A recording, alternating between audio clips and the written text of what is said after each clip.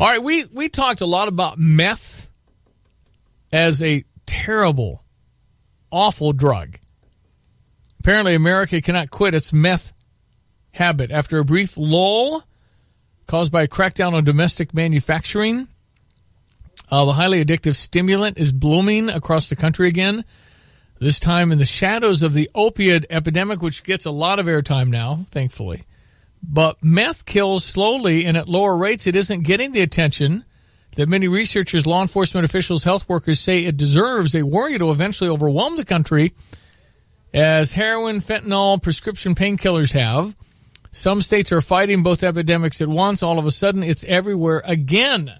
Meth is back. Addiction specialist with Taylor Recovery Center in Houston. Court Nichols. Court, how are you? I'm well. Thank you for having me, and I appreciate what you do, Stevie J.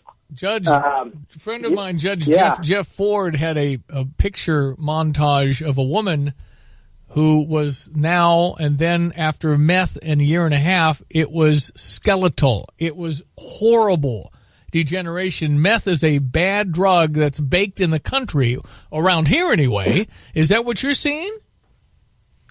You know, first of all, skeletal. You know, meth is the most addictive substance on the face of the earth. Wow. You don't eat, you don't sleep, you just keep doing more.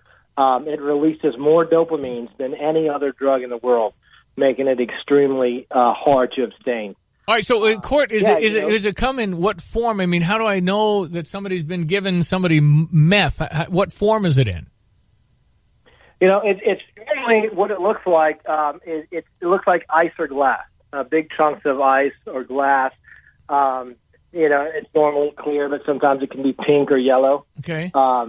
Yeah, even sometimes you can even get it like a shade of green now. So if I swallow a pill that is meth, am I instantly addicted?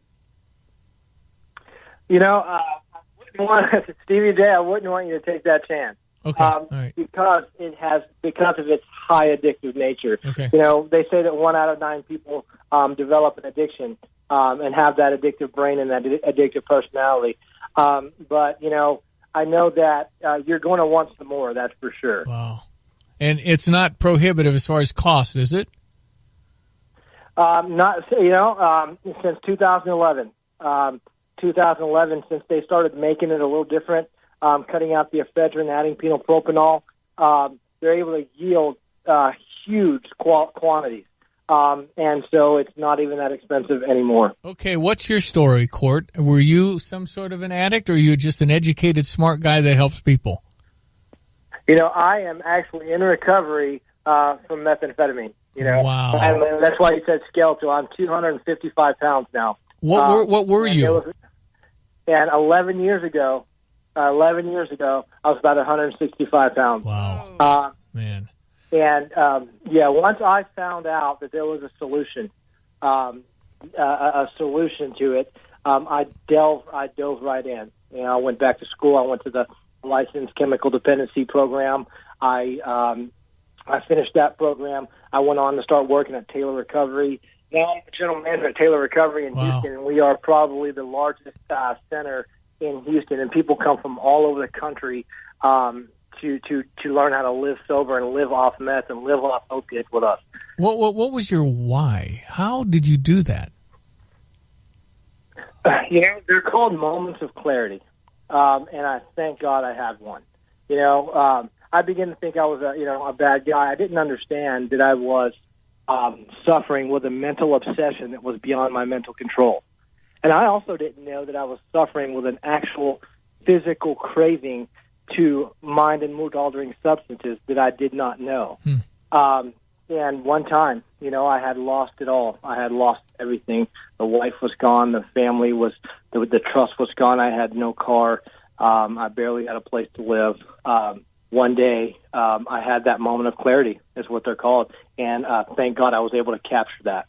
And that's where it started. So what has been the reaction of your family since you've, I mean, do they trust you again, or do they still think he can fall off any time? You know, they trust me. You know, today I'm living a life, beyond my wildest dreams. Mm. I have a family myself. My family trusts me. People send their children, their loved ones from all over the country, again, just because they understand the passion that I have for recovery. The compulsion has been removed, but it wasn't easy. They didn't just start out. They didn't just start out trusting me. It took a few years. Well, it took many years, and but yeah, now it's pretty good. Court, God bless you. I mean, what a credible. I mean, you if you talk about meth, it's really credible because you've done it. You've overcome it. It's amazing. And so, as the general manager at Taylor Recovery Center in Houston, people with a meth problem go there. They got a guy that knows what they're doing because he was one. I mean, it's amazing.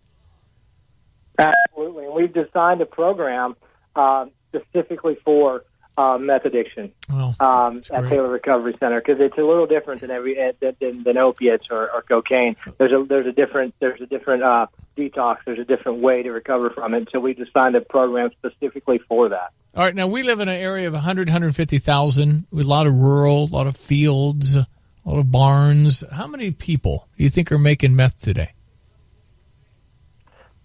It doesn't take many. If there's 150 populations of 150,000, you may have 3 to 5 cooks. Wow. 3 to 5 people. The consequence is so high. It's really easy to make now, but the consequence is so high to get caught. There's not that many people that don't do it. But I'll tell you what, those 3 to 5 people that are cooking and are making it, they're treated like gods in the town.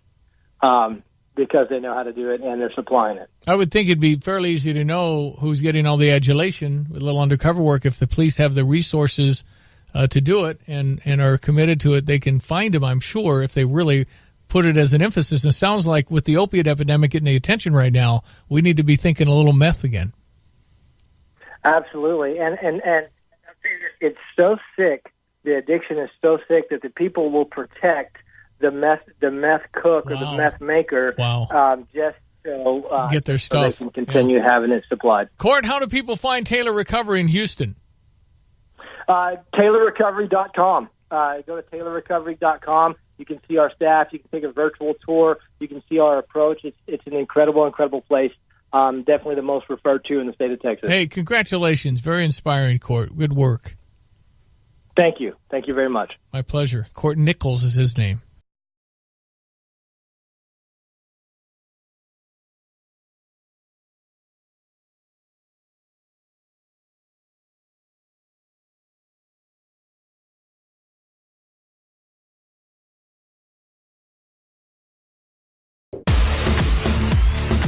.935 on News Talk 1480 WHBC. We're never too far away from talking about the opioid epidemic, but I'm going to switch a little directions from that this morning. We're going to talk meth. It's everywhere again. Meth use is surging. In fact, I saw some numbers that were frightening. In 2014, roughly 3,700 Americans died from drug overdoses involving meth. That's more than double the 2010 number. Yet opioids seem to be getting all the headlines, and that's fine. But let's find out what the story is on meth. We're going to talk with addiction specialist with the Taylor Recovery Center in Houston, Court Nichols. Good morning, Court. Good morning. Thank you for having me. Well, thank you so much. We're almost... It's just overwhelming when we hear of the problems of opioid abuse. But why is meth use surging again? I don't understand it. Meth abuse has never really gone anywhere. It lost some of its fame a little bit because of the increase of ODs, overdoses from the opioid epidemic that's going on. So it's kind of lost the spotlight, but it's never gone anywhere. But if you're looking at numbers and you're seeing there's a resurgence, it's probably because since in 2011, meth has become a lot less expensive. So the way they're making it these days, it yields a really high quantity at a lot lower cost. So they're practically giving the stuff away now. You can get a huge amount for a lot less money. Now, the long-term effects on your body, though, are awful. I mean, there's rotting teeth, there's heart-kidney failure, there's skin lesions. Why does anybody even start on meth? You start on meth because make no mistake about it. Meth is the most addictive substance on the face of the earth. Methamphetamine releases more dopamine than any other drug in the world. So, when you understand what it's doing, the feeling is so incredible. And it's a stimulant. So you may have been in high school experimenting with Coke, or you may be in college experimenting with Adderall. And so you want a stimulant, and you try meth because you're hearing how good it feels, and then you're 1 out of 9 people seem to get completely addicted and hooked on it. So that's where it starts. The long-term effects of the body is from sleep deprivation and vitamin deficiency. Yeah, you don't eat much at all, and you don't sleep much at all when you're on that stuff. So if you're not really careful, kidney failure, like you said, rotting teeth, it eats your calcium from the inside. All right. Now, meth is one name for it, but we've heard of crystal meth, crystal, crank, ice. They're all one and the same, right? They're all, it's all amphetamine. Crank was a little different because the way they were making crank was it was almost pure ephedrine. So that was not ice. We haven't seen any crank in about 20 years. But in the early 2000s when we made ephedrine illegal, and we started making people use IDs to get cough medicine that had pseudoephedrine in it, we started making it harder to get these ingredients. People began using dealers and cartels began making ice or glass, and that's what you're seeing these days is ice and glass. It's normally and typically made with anhydrous and phenylpropanol, which is P2P, and phenylpropanol is a high amphetamine, and this process is really a lot easier than cooking it like they used to, and it can yield high quantities, and that's the reason for the epidemic that you've seen in the last 15 years. All right, now where are we getting it from? Is this all coming in from Mexico, or the mom and pop meth labs still popping up everywhere? The cartels, and certain dealers in other countries are responsible for a portion of the meth that's coming in, that's crossing our borders, but it's also being grown and cooked right here in the U.S. Absolutely. All right, so what do we do? What do you do? You're an addiction specialist. Is there help for people? Do they seek it, or is it usually the family members? There's an absolute solution to meth addiction. And if it was not, I wouldn't be able to be talking to you today. Taylor Recovery, we have 70 beds, and over half of them are and we're usually at capacity, and over half of those beds are people suffering with meth addiction. There is a solution, and oftentimes people find that moment of clarity when, and it's so hard to find that moment of clarity when you're dealing with meth addiction, because when it wears off, you need and want, so you almost have to have it. The craving is beyond your mental control. So you got to find that person when they have that moment of clarity, when they're willing, and when you get somebody when they're willing, then you have a chance. So at Taylor Recovery Center, we've designed a program specifically for people suffering with meth addiction, and it's working well. It actually is. All right, so there is hope, and I guess that's what we keep hearing about the opioid abuse. It's that you've got to get people into treatment. They have to either want to, or if they don't want to, it's not going to work. With the opioid, because the risk of immediate death is so much higher. When I'm talking to families and when I'm talking to people about their sons or their loved ones that are shooting heroin or smoking Roxys, I'll tell them not to wait for them to get willing, because you may not have a chance. Do whatever it takes. Force them into treatment. A lot of times with people on meth and coke and alcohol, I'll give their families the advice to maybe allow them to become willing. But with the opioids, I don't give them a chance, because every shot may be their last. Mm. Yeah, it's a tough epidemic, and we're fighting it everywhere in this country. Courtney Nichols, thank you so much for joining us. Thank you for having me. the amazing sunrise, and now pretty much all of us are getting a little wet. It's making a resurgence, a comeback, if you will. And on the live line with us this morning through Fox News Radio, Court Nichols, an addiction specialist. Court, thank you for taking the time this morning. Thank you for having me, and I appreciate what you guys do. So the opioid epidemic has been getting most of the headlines these days, but meth is secretly making a comeback. How come? You know, I'll maintain to say that meth has never really gone anywhere. It has, however, lost some of its fame because of because of all the overdoses due to opioids recently in the last couple of years. It's never gone anywhere, but it's just kind of lost some of its fame. There was a big breakdown, a big crackdown, if you will, on the stuff that was made locally. Is it coming in from another country? Where are people sourcing meth? I'll tell you. So in the early 2000s, ephedrine became illegal, and the pseudoephedrine that you find in pills that they were using to cook meth, they made it harder to get. So people began making methamphetamine, which is called ice or glass.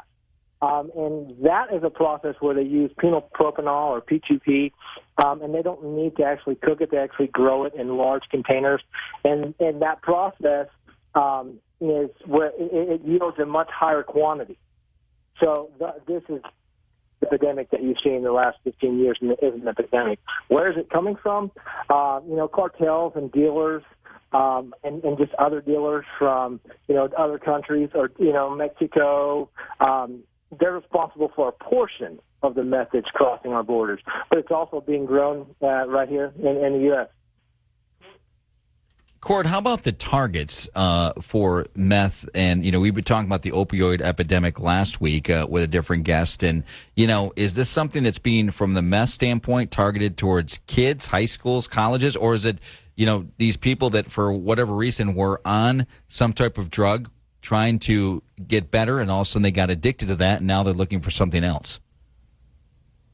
Yeah. And I'll start by saying this. Methamphetamine is the most addictive substance on the face of the earth.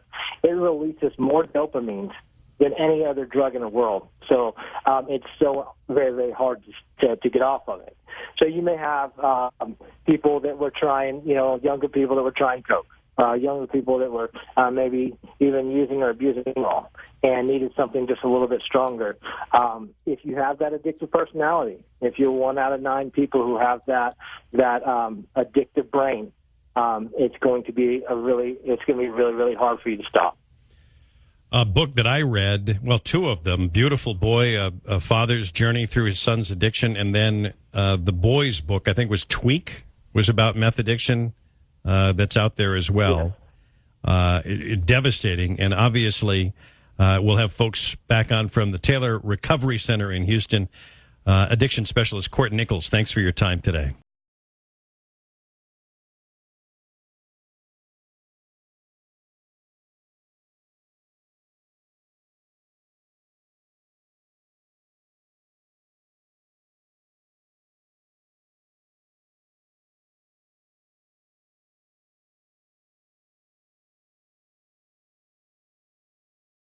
Well, it's hard to believe, but America cannot quite quit its meth habit. There was a brief lull caused by a crackdown on manufacturing. Now the highly addictive stimulant is blooming across the country again. And joining us on the Koga News Live Line is addiction specialist with Taylor Recovery Center in Houston, Court Nichols. Good morning, Court.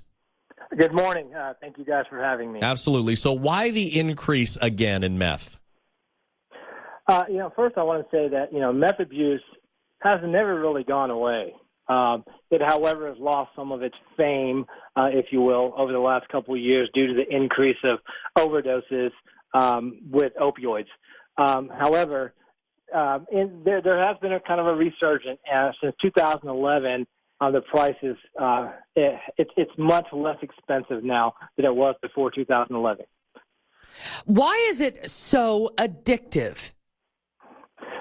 So meth is actually the most addictive substance on the face of the earth. Make no mistake about it. Meth meth releases more dopamines than any other drug in the world.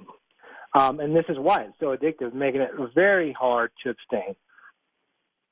Okay, so is it one of those things where when most people try it for the first time, they either love it or hate it?